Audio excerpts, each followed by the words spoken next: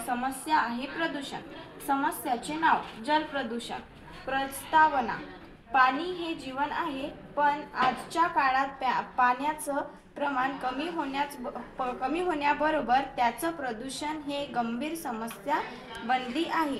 जल प्रदूषणाची कारणे: कारखान्यातील घाण पाणी थेट नद्यात सोडले जाते। घरगुती सांडपाणी पाण्याच्या साठ्यात मिसळते। प्लास्टिक कचरा, थर्माकोल पाण्यात टाकतात। शेतामध्ये जास्त प्रमाणात खत, कीटकनाशके वापरली जातात। धार्मिक कार्यक्रमानंतर मूर्ती आणि फुले पाण्यात विसर्जन केली जातात।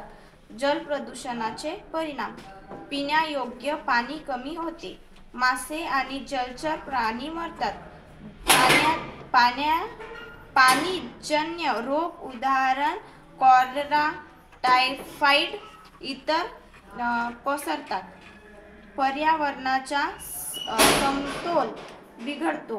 विद्यार्थ्यांनी केलेल्या उपाययोजना: शाळेत स्वच्छ जल अभियान राबवून जागृती, गावातील लोकांना पाण्याचं महत्त्व समजावलं, प्लास्टिक वापर टाळण्याची शपथ घेतली, मूर्ती विसर्जनासाठी टाकीची व्यवस्था केली, पाण्याचे नमुने तपासून स्वच्छता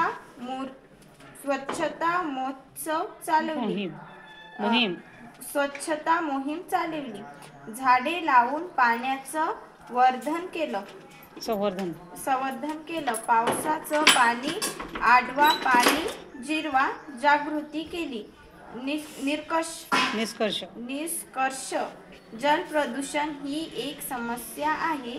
ती थांबवण्यासाठी विद्यार्थ्यांनी, शिक्षक, पालक आणि समाज सर्वांनी एकत्र येऊन प्रयत्न करणे गरजेचे आहे। स्वच्छ पाणी हेच आपली खरी संपत्ती आहे। पाणी वाचवा, पाणी वाचवा, पाणी वाचवा, जीवन वाचवा।